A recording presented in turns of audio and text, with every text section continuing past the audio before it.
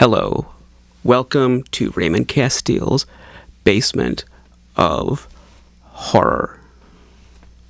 Today we're going to look at one vintage monster toy.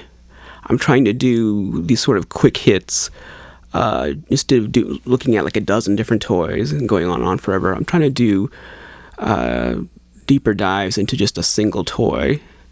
And the main reason I'm still dealing, at the time of this taping, I'm still dealing with my ailing cat Stinker. He's still alive. It is Friday the 13th. We're just past midnight. Friday the 13th. This is midnight Thursday night, so it's Friday the 13th. There's a full moon out. So it would have been cool to do like a werewolf toy, but there's werewolves on this toy, so it kind of fits the theme. There's werewolves on this toy, but because I'm still dealing with my sweet little 19-year-old cat who's in his final days, I don't want to spend hours down here shooting this stuff, so I want to try to be a little quicker. Shoot it quickly, edit it quickly, and we'll save some of the more ponderous videos for later. So today we're going to look at one toy, and it's a cool toy. It's a weird toy. It's very interesting. It doesn't really go with a set or anything like that. It is the Groolies Car. There it is. What is a Groolies Car? Well, it tells you right on the box that it's a mechanical wind-up toy. So that's helpful. I mean, it lets you know right there what it is, in case you're wondering. It's basically a wind-up car. And one of the coolest things about it is this artwork. Look at all these ghosties and awesome little monsters all over the place. This box has beautiful artwork.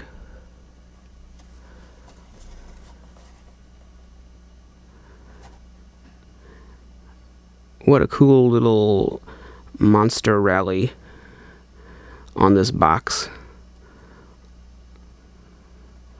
All these wonderful characters.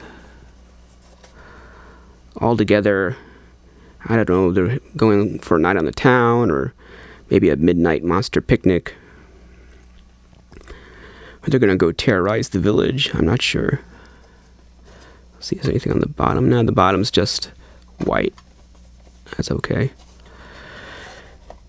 But there's just a lot of wonderful artwork on this box. Beautiful, beautiful artwork. So what is this Groolies toy? It's a wind-up car, and we will attempt to make it work before this video is over. We'll take out the box and look at it. But basically, it's a car that kind of gallops. You wind it up, and it doesn't go zoom, it goes kerplunk, kerplunk, kerplunk, kerplunk, and almost by accident moves forward because it's going up and down, that makes it move forward. It's very strange, and it has monsters in the car, so to speak. I mean, there's artwork on the car that depicts the monsters sitting inside of it. And I don't know if maybe this car was originally designed as a non-monster toy. And I've still got my screen. Hello! Basement of Horror! Peekaboo! Still got my screen to hide behind. What was I saying? So I don't know if this toy was originally designed as a non-monster item and then maybe was converted into a monster item. I'm not sure. There isn't I was going to say there isn't much information on this toy. There isn't any information on this toy. It's a standalone item. It wasn't part of a series or anything, as far as I know. There's nothing else like it. It's a standalone thing. And I don't know the exact date. Sometimes when I'm editing these videos and I can see the close-up photography, I'll see dates on the box or on the toy that I couldn't see with the naked eye. So it could be when we see, when you're seeing this and you're seeing close-ups of the toy, you might see, oh, there's the date right there. But I can't see it right now. It doesn't seem to have a date on it. But when we take the toy out of the box, we might see something. Now, where's my trusty magnifying glass?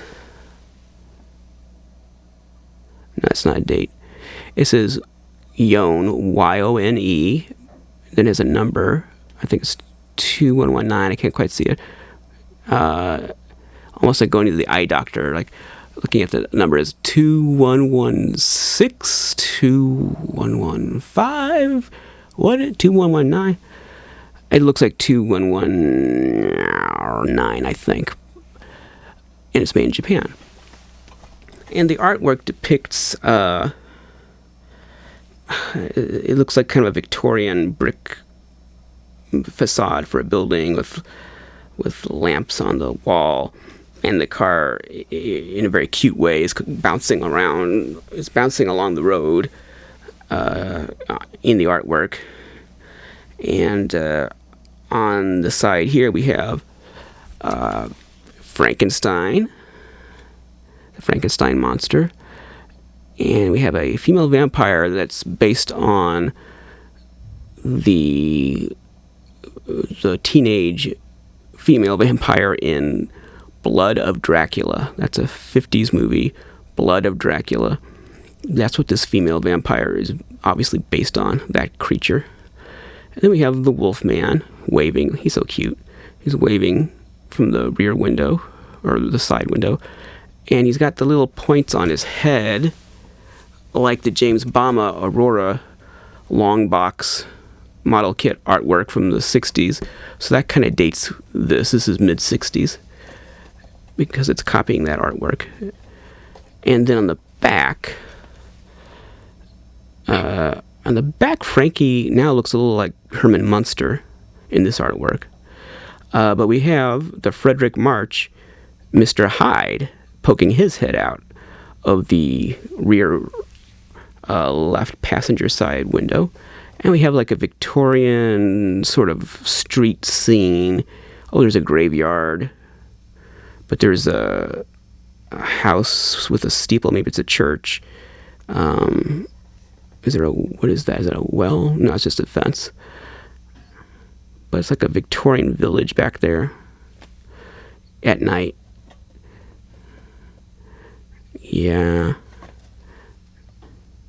So they're in some town, looks like Victorian era, although of course they have a car, so it's a little anachronistic, but it doesn't look like it's supposed to be modern day. I mean, it's Visaria, it's a fantasy. It's not a real place or time. It's a imaginary monster world like Visaria, where they've got cars and some modern stuff, but it looks like it's stuck in the 19th century. So it said that on the front it says Yone, Y-O-N-E. So what's Yone? Well, Yone is short for Yonezawa. And now I might be mispronouncing that. It could be Yonezawa. I'm not sure. But I think it's Yonezawa. Yonezawa Toys was a Japanese company, obviously a toy company, that operated from the 1950s through the 1980s.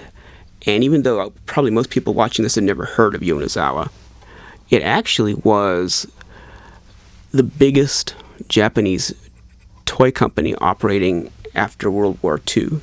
So in the second half of the 20th century, it was the biggest toy company in Japan.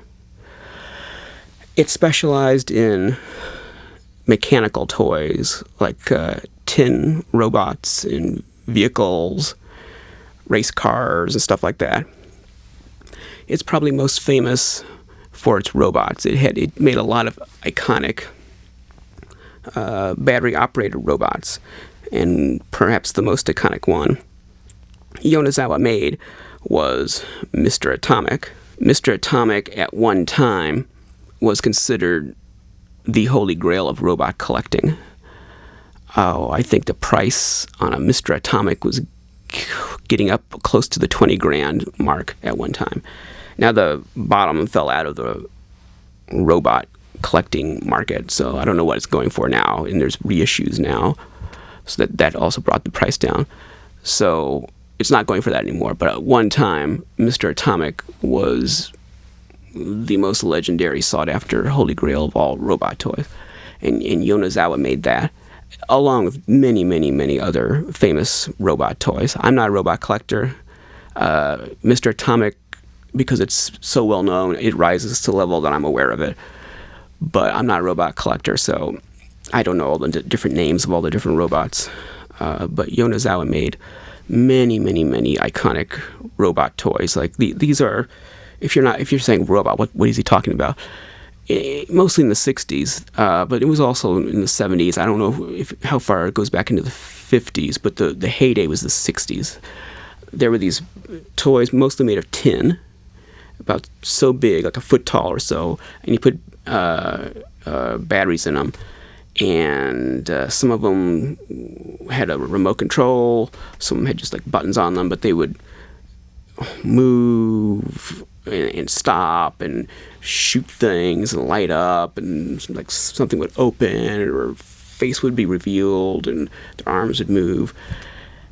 They're really cool, and there's a whole genre of robot collecting. People who just collect robots. And it was really, really big in the 90s. That's probably when it reached its peak. It was one of the most expensive toy collecting hobbies in the 90s. And I have a book from like late 80s, maybe it was, I don't know, early mid-90s, around that period. I have a book about toy robots, which is where my robot knowledge came from. And I've always, if I were rich, I'd probably have some robots. They're cool. They're not monsters, but they're cool.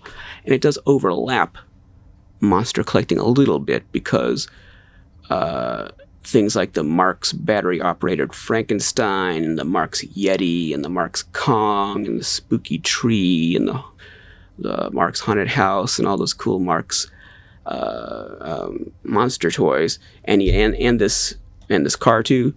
A lot of that kind of overlaps into the realm of robot collecting.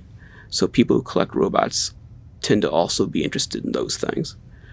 People who are interested in those monster things are not necessarily interested in robots, though. And I do have many of those Marx monster robots, which one of these days we'll see them here. They're kind of hard to display because they're big and you need room for them to operate, and it's kind of hard to show them off and show what they do. You don't want to just hold them. You want to see them work. But one of these days we'll break them out and show them. And I've got the Frankenstein in a box. Got the Yeti in a box. Got the Kong in a box. Got the tree in a box. I don't have the Haunted House. That's one I don't have. But I got several other ones. So Yonezawa made a lot of that stuff. They made a lot of those robots. And they made cars and stuff too. But so hobbyists would probably know them best for the robots. And they started to, they dabbled a little bit in vinyl monsters, like Sofubi kind of vinyl monsters. The only one I know in particular, they made a series of helmets. They had like a vinyl helmets with a monster on top. But I know they made other stuff too, but that wasn't their main thing. Their main thing was the mechanical toys. Then in 1991, they were bought out by Sega. So that's when they came to an end. Sega bought them and used their name for a little while, then dropped it. And then Yonezawa was no more. So that's the history of this company. Oh, and if you're thinking, I think like Mr. Atomic was in the U.S. was made by Craigston, so some people might be saying, wait a minute, Mr. Atomic, that's Craigston, that's not this Japanese company. What are you talking about? Craigston was an importer. They didn't make the toys. They took toys that were already existed and they imported them and put their name on them. I don't know if Craigston made anything. I think they were just an importer. So all the stuff that has the Craigston name on it was made by other companies. And they imported a lot of Yonezawa toys. So you would know some Yonezawa stuff under the Craigston name in the U.S. So that's the company.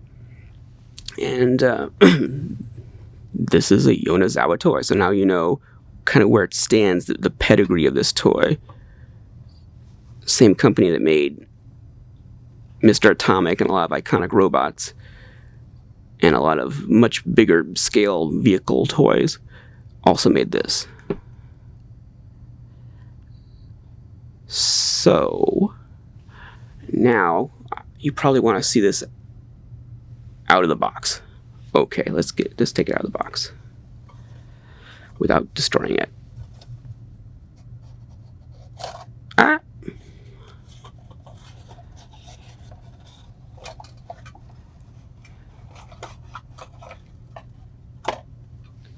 Without destroying the toy or the box, hopefully.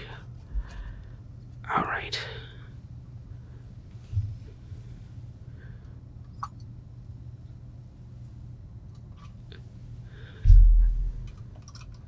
You can see how it moves there.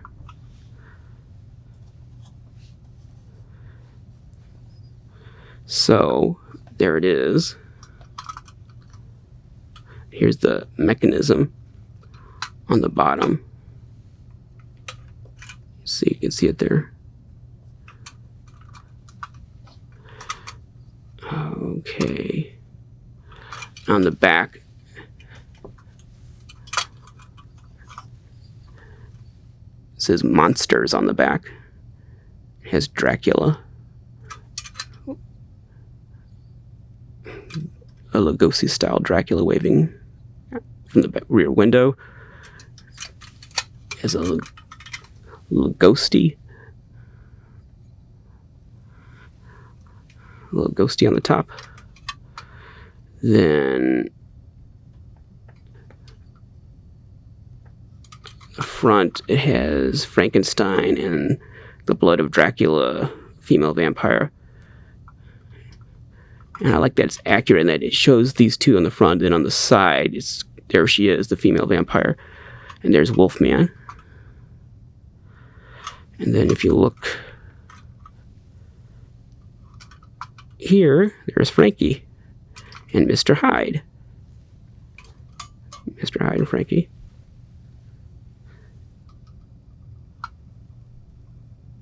And the license plate is M13. Maybe that stands for Monster 13. It's Friday the 13th. So M13. Hey, it's fate. And the headlights are eyeballs. That's cute. And it's got a little skull in the middle. So it's a very cute toy. And I love the way Mr. Hyde looks. He looks scary. He's almost perverse. All right. So we need to see this thing in action, don't we? Okay, let's see if we can do this without utterly destroying this toy. I want to say that this toy is particularly special to me because I didn't buy this toy. This was a gift. A very generous gift. I won't say the name of the person who gave it to me because I don't know if he'd like that or if he would be embarrassed by that. So, but it was a friend of mine who gave this to me as a gift. And it's definitely something that I had wanted to buy one of these days. I had my eye on it. I said, one of these days I'm going to add this to my collection. So it was a very welcome gift. I was very happy to receive it. I don't know what the going rate is on these things. I think think I want to say $300 or $400 in that ballpark, something like that. That's just a guess.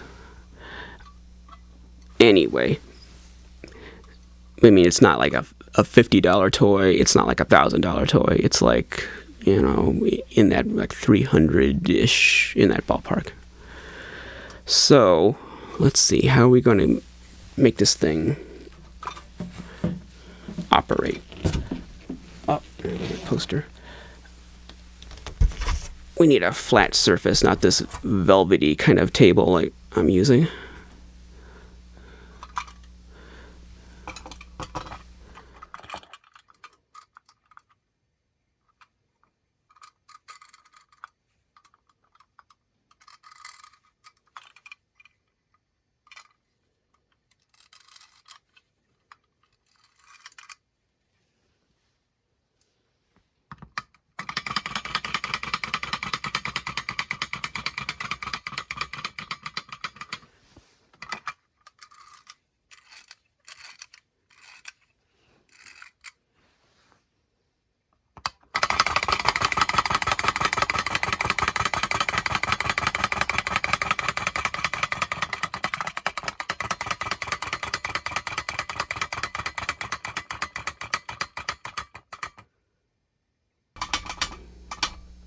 Ta-da!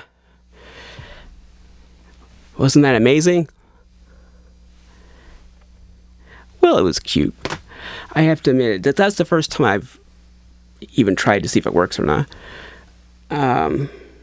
With my mechanical toys, like I was telling you about the Marx Frankenstein Yeti and all that stuff, I never use those. I know you're supposed to periodically put batteries in them and operate them. I don't do that. So I don't even know if any of them still work. I don't know, because they freeze up if you don't use them. That's okay. I don't like to use my toys. I like to just keep them as they are. And if they freeze up, they freeze up. Because I don't want to... It just puts wear and tear, putting batteries in them and operating them, you know. I don't know. Now this one, because it's just a wind-up toy, it's not going to freeze up like a battery-operated toy would. But it's kind of the same principle. I mean, I don't play with my toys. I don't take them out of the box. I don't use them. So that's why I've owned this for a few years now. That's the first time I've ever seen it work. You just saw it along with me. And I wasn't sure it was going to work at first. I was whining. I was like, what if this doesn't work? It's going to be kind of anticlimactic here. Well, so that's it. That's the Groolies car. Let's take this board. This is messing up my camera iris. It's closing down because of this white. Let's get this out of here. So there you have it. That's it. That's the show.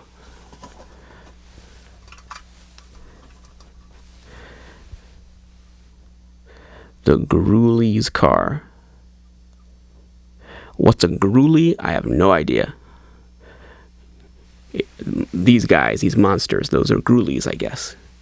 They're not Ghoulies, they're Groolies.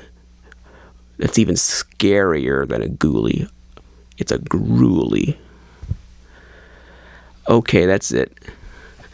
Thank you for watching. I'll see you next time.